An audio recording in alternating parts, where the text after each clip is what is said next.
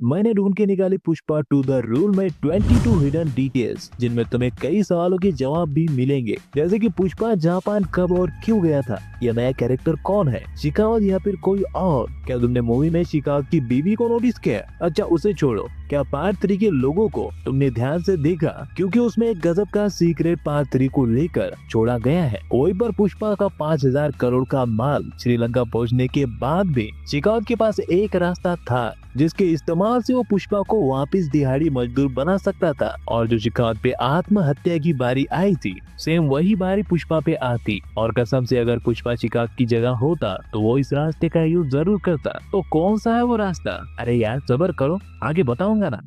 अरे रुको जरा, सबर करो। डिटेल नंबर 1, शुरुआत की जापान वाले सीन को लेकर बहुत कंफ्यूजन है, और बहुत सारे लोग इसे पुष्पा का सपना भी समझ रहे हैं, क्योंकि इस सीन के कट होते ही पुष्पा के बचपन का सीन दिखाया जाता है, और उसके बाद वो सीधा धड़ाक से सपने से उठता है। लेकिन ये दोनों सीन बिल्कुल अलग है। यह बस एक एडिटिंग कट है, जहाँ पानी के बाद और एक पानी वाला सीन दिखाया जाता है। और मैं तुम्हें बता दूं कि ऐसे कई एडिटिंग कट्स मूवी में देखने को मिलते हैं, जैसे कि इस सीन में पुष्पा के ग्लास रखते ही दूसरे सीन को इस तरह से कट किया जाता है कि उसी समय में शिकावत उसे उठा रहा है, ये हमें दिखता है, जबकि ऐसा नहीं होता है। वो दोनों सीन अलग अलग समय के हैं। क्या हुआ, एडिटिंग समझ में नहीं आई? कोई बात नहीं, तुम्हारे लिए मैं और सिंपल वे में समझाता हूँ। दरअसल ये जो बचपन वाला सीन है वो पुष्पा का सपना होता है, जबकि ये जापान वाला सीन सपना नहीं बल्कि फ्यूचर में होने वाली हकीकत है। और हाँ, मैं तुम्हें ये भी बता दूं, ये बचपन वाला सीन सपना जरूर है, लेकिन ये पास्ट में हो चुका है। उसी के सपने या फिर ड्रामा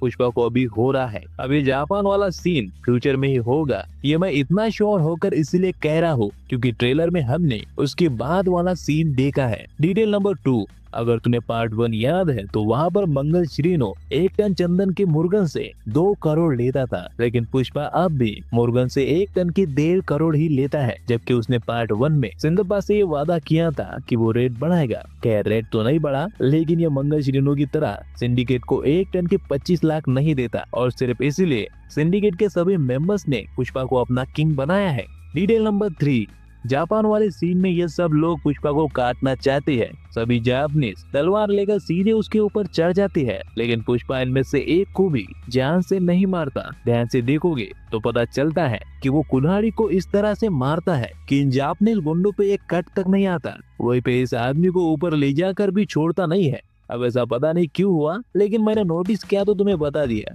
नंबर 4, सीएम वाले सीन में पुष्पा ये बोलता है कि दुनिया को पता है कि पुष्पा, और वैसे ही रुक जाता है, झुकेगा नहीं, एक्शन तो करता है लेकिन डायलॉग नहीं बोलता। ऐसा इसलिए क्योंकि उसने वो पब्लिक के लिए छोड़ा होता है। अक्सर ऑडियंस को मास मसाला फिल्म में ऐसे गैप्स दिए जाते हैं जहाँ वो अपने स्टार्स के लिए कर सके, और क्योंकि डायरेक्टर ने ये मूवी ट्रेंड्स को ध्यान में रखते हुए बनाई है, तो उन्होंने एकदम आगे जाकर पूरा डायलॉग ही ऑडियंस के लिए छोड़ दिया है। डिटेल नंबर 5, पुष्पा जापान क्यों और कब जाएगा? ये सबसे बड़े सवालों में से एक है जो पुष्पा 2 के बाद सबके दिमाग में घूम रहे हैं।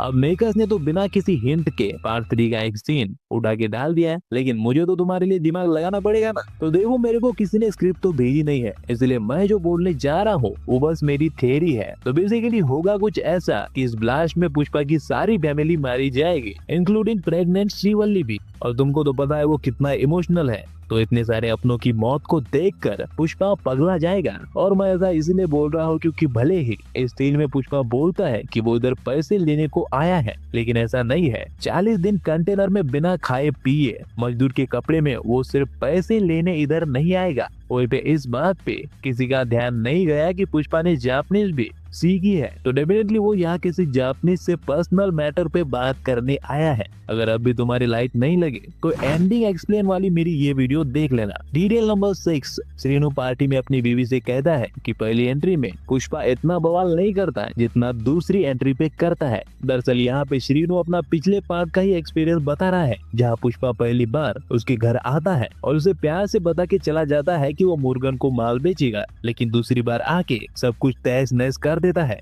वही पे एक तरह से देखोगे तो ये डायलॉग पुष्पा के दोनों पार्ट से भी कनेक्ट कर जाता है, जहाँ पर पार्ट 1 की कमाई अच्छी थी लेकिन इतनी ज्यादा नहीं थी जितनी की पार्ट 2 की है। तो हाँ, पुष्पा की दूसरी एंट्री में वो सच में बवाल कर देता है।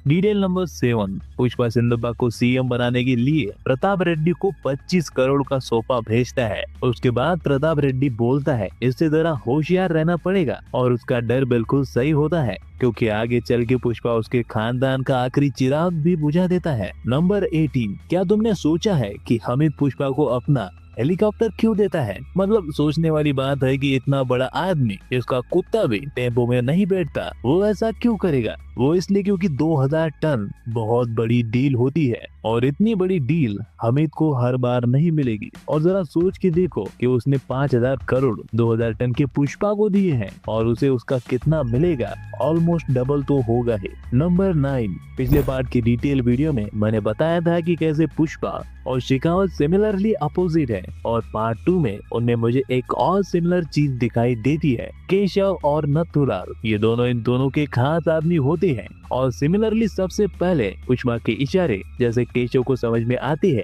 वैसे नथुलाल भी शेखावत के बोलते ही उसकी बात को समझ लेता है। अब इनमें अपोजिट ये है कि केशव अपनी मर्जी से पुष्पा का सेनापति बना था, जबकि नथुलाल के पास और कोई ऑप्शन ही नहीं है। नंबर 10, अब ये मेरी और शायद तुम में से बहुत सी लोगों की कंप्लेंट होगी कि पार्ट 1 में शेखावत को पुष्पा के इक्वल अपोजिट दिखाया गया था और वो इतना ब्रूटल था कि पार्ट 2 के लिए मैंने पुष्पा और शेखावत के फेस ऑफ की पता नहीं कितने ख्वाब देखे थे, लेकिन पार्ट 2 में उसे टोटली बेस्ट कर दिया। हाँ, ये तुम्हें पूरी फिल्म में शायद नोटिस नहीं होगा, लेकिन कई सीन में शेखावत को बच्चे की तरह दिखाया गया है। जैसे कि इस सीन में जब पुष्पा बैलों के साथ शेखावत से मिलने आता है तो शेखावत अपने ही हार और बेइज्जती पे पुष्पा का साथ दे रहा होता है, और ये वही शेखावत है जहाँ पार्ट 1 में जब पहली बार उसकी बेइज्जती हुई थी तो उसने पुष्पा को जेल में डालने की धमकी दे दी थी और उसके हाथ पर गन तान दी थी, और एक बार उसके माँ को लेकर उसकी सॉलिड बेइज्जती की थी। मतलब यार, जिस कैरेक्टर को तू तड़ाक भी बर्दाश्त नहीं होता था और अपने ऑफिस में उसके सामने कोई मुट्ठी भी पीस नहीं सकता था, सोचो वो पार्ट 2 में ये सब कर रहा है। और मैं ये नहीं कह रहा हूँ कि पूरे पार्ट में ये ऐसा था, लेकिन यहाँ पर उसके कैरेक्टर में स्विचेस देखने को मिलते थे, जहाँ पर वो अचानक से आवेशम वाला बन जाता था और फिर वापस से शेखावत बन जाता था। और ये मुझे बताने की जरूरत नहीं कि ये सब पुष्पा के कैरेक्टर को शेखावत से बड़ा दिखाने के लिए ही किया गया है।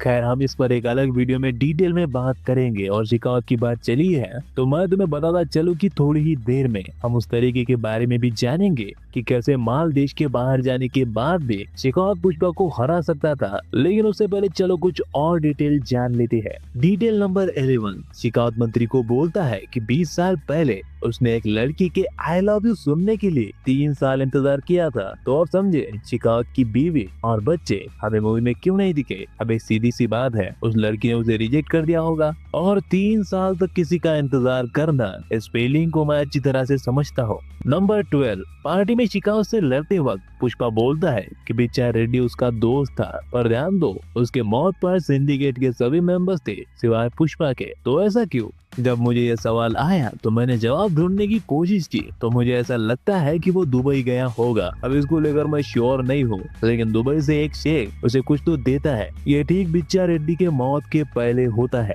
और क्योंकि थिएटर प्रिंट क्लियर नहीं है तो वो क्या है मुझे पता नहीं चल पाया, लेकिन यही एक रीजन हो सकता है कि पुष्पा अपने दोस्त के मौत पर नहीं था। और हाँ, अगर इसके अलावा तुम्हें और कोई रीजन पता है तो मुझे कमेंट में बता सकते हो, कमेंट बॉक्स तुम्हारे लिए खुला है। नंबर 13, अब ये किसी ने भी नोटिस नहीं किया होगा कि डायरेक्टर ने बोला था कि वो रील्स और ट्रेंड्स को ध्यान में रखकर मूवी को बना रहे हैं। हाँ, ये तो सबको पता है, मैं इसकी बात नहीं कर रहा हूँ। मैं बात कर रहा हूँ इस फिल्म में कई सीन्स की जो कि वैसे ही दिखते हैं कि इन्हें रील्स के हिसाब से बनाया गया है, जैसे कि दम है तो रोक के बता शिखावत, या फिर पुष्पा के इशारे और उसके लोगों का वाइल्ड फायर बोलना और आईने में देखकर हरगिज झुकेगा नहीं बोलना, ये सब सीन्स रील्स में परफेक्टली फिट बैठते हैं। डिटेल नंबर 14, पार्ट 1 की शुरुआत में ही केशव हमको बताता है कि शीशाचलम के जंगल से पहले ट्रक लकड़ी मद्रास के पोर्ट पर ले जाते हैं, वहाँ से समंदर के जरिए उसे स्मगलिंग करके पहले चाइना और वहाँ से जापान ले जाया जाता है। लेकिन फिर सवाल ये है कि इस बार पुष्पा श्रीलंका माल क्यों ले जाता है? क्योंकि चेन्नई पोर्ट मोर्गन के कब्जे में होता है, तो वहाँ से माल नहीं जा सकता। माल क्या, लाल चंदन की एक लकड़ी भी वो यहाँ से वहाँ ले जाने नहीं देगा। और यहाँ पर एक रीजन ये भी है कि वो दुबई के डीलर हमीद को माल बेच रहा है, वहीं पर शेखावत भी उसके पीछे हाथ धो नौकर लगा था, इसलिए उसने पहले बड़ी ही चालाकी से माल को स्टेट के बाहर निकाला। उसके बाद वहां से श्रीलंका और फिर श्रीलंका के कोलंबो पोर्ट से दुबई के मीना पोर्ट पर उतारा जाएगा। ये सबसे बेस्ट वे था और मूवी में तो नहीं दिखाया गया, लेकिन शायद उन्होंने ऐसा ही किया होगा। नंबर 15, चलो अब उस तरीके के बारे में जानते हैं कि कैसे माल श्रीलंका पहुंचने के बाद भी शेखावत के पास एक बहुत ही आसान तरीका था जिसपे पुष्पा का भी ध्यान नहीं जाता और वो आसानी से पुष्पा को हरा देता। तो जो पैसा उस माल का आया था यानी 4,900 करोड़ रुपए, अगर तुम ध्यान दोगे तो उसे सिर्फ अपना केशव अकेला लेकर आता है। तो बहुत ही सिंपली शेखावत उस माल को पकड़ लेता। यह बहुत आसान था क्योंकि वहाँ कोई सिक्योरिटी नहीं थी, उसे बस केशव के पीछे अपना एक आदमी लगाना था और फिर जैसे ही उसे पैसे मिलते झपक लेता और उसके बाद पूरा सिंडिकेट पुष्पा के पीछे होता और पुष्पा के पास इस मुसीबत से बचने का कोई भी रास्ता नहीं बचता, वो बर्बाद हो जाता। डिटेल नंबर 16, क्या तुमने ये नोटिस किया है कि पार्ट 2 के लिए इन्होंने सेम पार्ट 1 की टेम्पलेट फॉलो की है, जैसे कि एंट्री सीन। अगर तुम्हें याद है तो पार्ट 1 में भी पुष्पा का ऐसा ही एक एंट्री सीन दिखाया गया था जो मूवी में कुछ खास फिट नहीं बैठता है।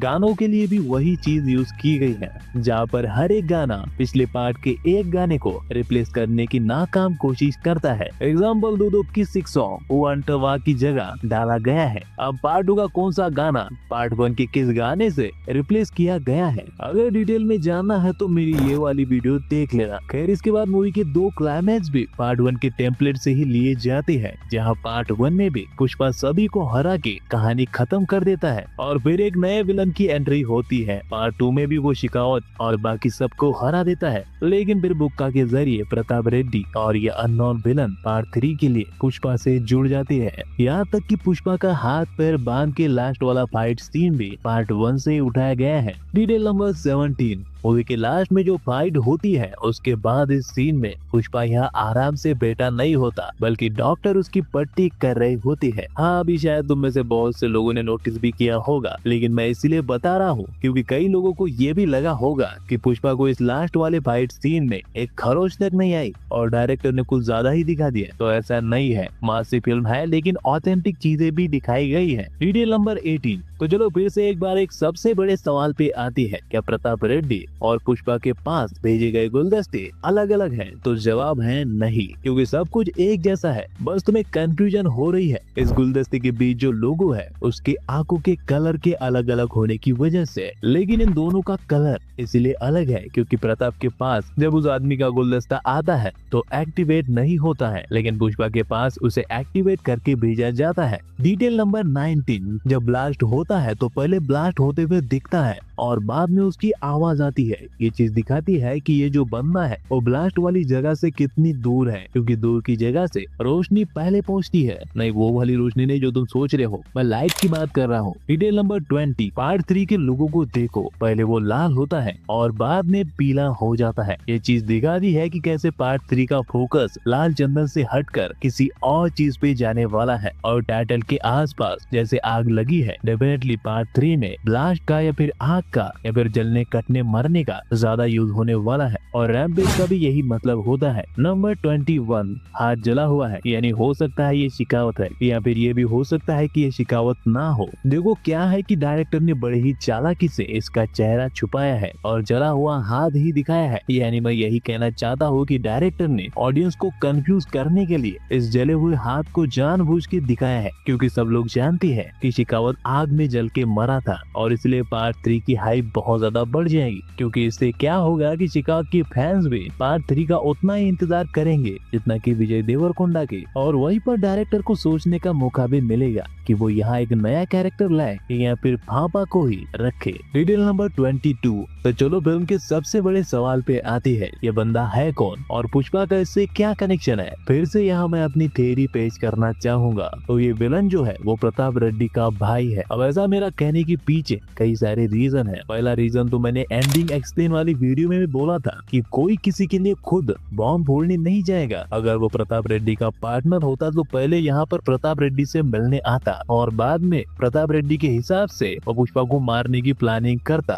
लेकिन यहाँ पर पर उसका मामला पर्सनल लग रहा है। दूसरा, इस टाइप के डेटोनेटर बॉम्ब्स अक्सर खदानों में माइनिंग करते वक्त यूज होते हैं और हमें पता है कि प्रताप रेड्डी खदानों से आता है, तो होगा कुछ ऐसा कि शुरुआत में जहाँ इन तीनों भाइयों ने खदानों में काम करना स्टार्ट किया होगा, उस समय पे ये बॉम्ब ब्लास्टिंग करता होगा, प्रताप रेड्डी लॉरिया गिनता होगा और सुब्बा रेड्डी भी कुछ तो करना ही होगा। अब खदानों को धीरे धीरे शमशान बनाते बनाते ये लोग बड़े आदमी बन गए। अब इन तीनों भाइयों ने अच्छे से अपने अपने बिजनेस को डिवाइड कर लिया। जहाँ सुब्बा खदान संभालता है, मिनिस्टर कानूनी दाव पेच खेलता है और ये विलन सभी मारपीट के काम संभालता होगा और इसीलिए इसका हाथ जला होगा, क्योंकि इसका काम ही काटने जलाने वाला है। तो इसके दुश्मन भी वैसे ही होंगे और इसीलिए इतने बड़े दुश्मन होने की वजह से इस पर कई बार जानलेवा हमले भी हुए होंगे, जिसमें ये कई बार घायल भी हुआ होगा। और जैसा कि मैंने कहा कि इसके लिए भी ये मैटर पर्सनल था, इसीलिए चौथे पे आने की जगह रिवेंज के नाम पे पुष्पा का चौथा बनाने चला गया। हाँ, लेकिन मैं ये भी मेंशन कर दूं कि यही सच हो ऐसा जरूरी नहीं है। ये कौन है ये तो मेकर्स ही तय करेंगे। और जिस तरह से ये लोग